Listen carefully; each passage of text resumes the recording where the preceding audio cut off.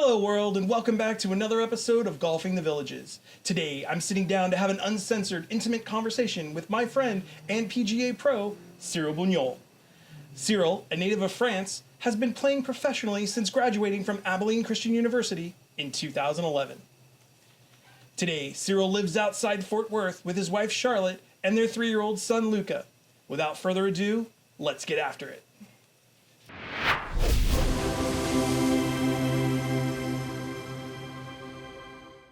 So Cyril, how old were you and how did you get started playing golf back in France? Well, I was about 11 years old, if I can remember, maybe 10. My family were living right at the end of a little 9-hole course that is in the middle of a horse track. And so been living there, retrieving balls out of bounds for a few years with my brother, my friends. Never picked an interest for golf. I was more into tennis at the time and team sports like football, which is soccer, but you guys like to call it soccer, but it's football, and rugby. And then one day we had a little field day at the golf range. Back then, when I was about 10, and just loved it immediately, was making contact, getting launched, and I was like, hey, you know what, like this is pretty fun, and That's awesome. And I just kind of kept going from there. That's awesome. Is there someone, like, who did you look up to as a young golfer learning the sport? Well, I started, it was like the late 90s, like right around 98, 99, 2000, so that's when Tiger came in the picture. So I mean, we didn't have like much cable back then, and so like I was not really following golf on TV, but like we would always see like video clip of what he was doing, because that was the first guy that really put golf on the map worldwide. So golf not being a big sport back home, that the few golf highlight that we would see would be Tiger and his celebrations and all that. So I mean, that really captivated me, and I just automatically felt like, oh wow, individual sport can be cool too. And from there I really looked up to him as a player, and I think I would say the majority of my generation probably did as well. That's awesome. What was golfing like back in France as a youth golfer? I mean, like I said, it's not like a really developed sport. Like it's come a long way. We've had the Ryder Cup in 2018. We're gonna have the Olympics this year. Golf being in the Olympics, so I feel like the federation has done a good job of developing golf since I started. But when I was a youth, there's not. I mean, we had our main event every year was the qualifying for the national championship, and so we had like qualifying kind of tournaments, region by region, and so that was the big goal. And we had like the national teams, the national squad, like under 15, under 18, and all that. So that was always a big goal, trying to represent your country. So I mean, I was just between tennis, golf, and school. School schedule is pretty busy back home. It's not as well organized out here in America, where sport has a big part. So it was challenging, and it taught me at a very young age to manage my time and prioritize things. And so when I look back now, I think it was a blessing, but definitely challenging. That's awesome. How did you transition your career from youth golfer to college golfer? Well, I didn't even know college golf was an option, because there was not many French players, French golfers, or that many European golfers. There's been some, but it was not a common thing to go to America and get an education and then play golf at the highest level. So it kind of came out, it was pure luck. There was a guy, Richard Tarditz. I mean, he played football, American football at the University of Georgia, played in the NFL. And so he bought a golf course kind of like in the area where I'm from, and I met him, and and I expressed to him like my desire to turn pro at some point. But it was very hard to balance school and golf at a high level. So he was like, why don't you just go study in America? And I was like, well, what is that? And he told me about it, and I was like, wow, I fell in love with the idea and the system. And then came out like a long journey to try to find a school, not having much help. You get to get your grades transcripted and all that, finding a spot with a scholarship and all that. I mean, now with NIL and all that, like, things look a lot easier than back in 2008 when I tried to go. So then, I just committed to that idea and fought until I found a school, and then that was the beginning of it. And that's how you transitioned to the that's I've had some success as a junior, but like I said, I've never been one of those kids that got totally immersed in golf and quit school. My parents were big into me getting a education, because professional sport, especially for non-professional athlete family, can get a little scary, and you never know an injury, and you hear all those nightmare stories. So plus it's something I was like, golf, you got time. It's not like a sport where you have to be at the top of your form like at 17, 18, 19 years old. So I felt like I'll always have time to just and it's a sport where you need some maturity as well. So I was like, I'll take my time, I'll get a solid education, and then from there I'll see if I still want to do it or not. You had quite the college career at Abilene Christian University. In 2010, you were an NCAA Division II individual champion. Tell us about your golf after graduation. So college was fun. I had, like you said, I had some success. I was like the postseason guy, the won conference, regionals, nationals individually. But then I had a teammate that was winning every other tournament, kind of in Division II golf. We had a really good team. We were like number 1 and 2 in the nation my junior and senior year. So that really helped in the transition to professional, because for 2 years we really had to fight for a spot on that team, and and we were the favorite everywhere we go. So you still had to show up and deliver and learn to meet some personal and external expectations as well that you have a lot in the professional world. So for me, I just had a lot of success my last couple of years of college. Then went back to France that summer to finish my amateur career representing France at the European Team Championship, and we ended up to be the only squad that I ever won it. So impressive. So then I was like, I think I've kind of seen it all in amateur. Played some British Hams and stuff like that. Big amateur tournament, so I was like, I felt like it's time to take my game to the professional ranks. So, awful, like every kid starting a professional career, I thought, I was over there with full motivation and hopes. And first trip to Q school was a disaster. I took a beating there. So then I was like, okay, well, here you go. Now you gotta figure out the mini tours and what are the other options, because you want to think PGA Tour right off the bat. And back when I turned pro in 11, so I think my first trip at Q School was in 2012. It was still PGA Tour Q School. Yeah. Well, it's great that you mentioned that. Yeah. So you've been through the PGA Tour, PGA Q School. Can you give us a little insight on what that's like? It's hard. I mean, that's probably one of the hardest thing in professional sport. I mean, it's always difficult to talk about it because I don't know all the other sports. I'm sure it's really hard, but it's pretty grueling pressure for the last basically 3-4 months out of the year, because Q School starts around September. So you got to go through first stage, pre-qualifying for some guys actually. Then first stage, which is 4 rounds of golf, about 78 guys, more or less the top 20 advance. And then you get a second stage. Second stage, you find guys that were on the Korn Ferry Tour, guys that passed champion status, all the successful first stage competitor. Then it's about like the top 15-ish kind of advance through that, and then you get to final stage. You get about 150 guys. At the time it was like 6 rounds, and then technically basically the top 40 walks away with status. The rest is conditional. I made 4 trips in America to final stage. I've never been in that top 40, so I've been unfortunately the guy that just kind of walks away with that conditional status that doesn't get you much. So it's tough. I mean, I did it also in Europe. Went to Q School twice in Europe. I made it to final stage twice. Got my European Tour card 1 year. Missed it by 1 another year. And actually I went 3 times to final, and then another time I missed the 4-round cut. So I've had my fair share of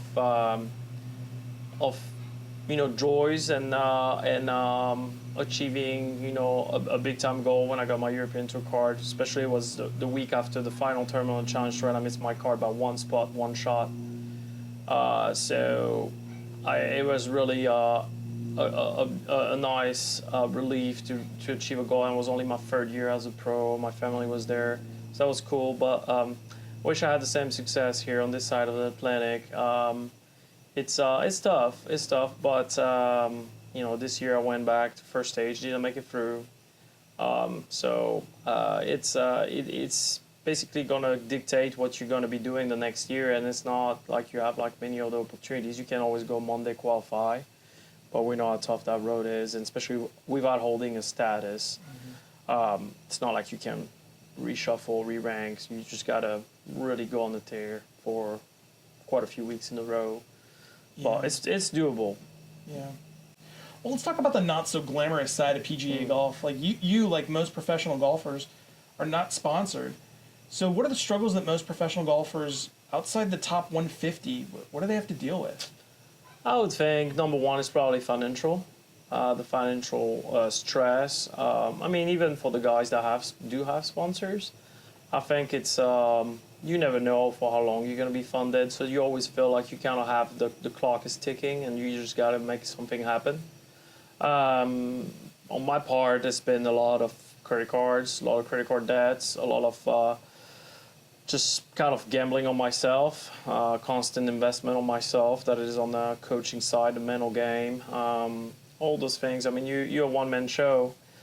So you got to create your team around yourself, but they're not on the payroll of any. They're on your payroll, so it's definitely a struggle for some guys. And now I have a son, it's also the family aspect. See, I had to leave my family at a fairly young age. I mean, I was 20. That's not, granted, it's not like super young, but like even growing up, like.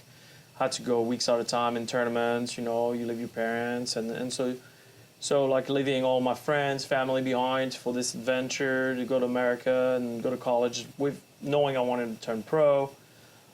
That helped me, but like, now it's a little harder with a wife and a little boy to go weeks at a time, get yourself in debt, not knowing like, if you're going to bring anything to provide for your family. So that's definitely the biggest stress for me. And after that, it's never been for me like a question of can I do it or not, or do I have the abilities. I think I have the skills and the willpower to get there. But it's been kind of a major interference, I would say, over the last few years. But yeah, I mean, it's there's always going to be distractions, and there's always going to be challenges and hurdles. So I'm trying to put it aside as much as I can, but it catches up at times. Yeah. Well, so what do you see your career looking like for the next 5 years then? So it's difficult to say because my career was going pretty well, and then there was COVID, and then I got really sick, so I had to take a year off golf, and then got myself some status back on the Corn Ferry Tour, making it to final stage. Faced the adversity, but then once again, like I found myself again today with not really any status anywhere, and gotta feel like you gotta constantly start back to square one and rebuild. So I'm 12 years into it. Like I feel like it's, like you build your house and then the hurricane and you gotta rebuild it, and it's like my career hasn't been like so stable, where I've got to enjoy 2 or 3 years on the PGA Tour. Or on the European Tour with some success, where you can put some, you get some financial like stability. Even if you have a tough year, you can handle it. So right now, it's gonna be like I'm gonna take the next few weeks to work on my game, and try to raise some funds to get going next year, and hopefully next year just do some mini tours and qualifiers and U.S. Open qualifiers, stuff like that. But my vision of golf, or anything the level I want to attain is not really so much the status. I don't get too caught up in that, because I could be on the PGA Tour. If my game is not there, I mean, I'm going to have a terrible year, and it's not going to give me any good. So it's really trying in the next, like, year or two, play tournaments, have the finances to play tournaments, stay competitive, and just build my game where I feel like it's like a top 50 in the world level. And then the status and opportunities will take care of themselves. Fantastic, yeah. So, what does a typical tournament week look like for you?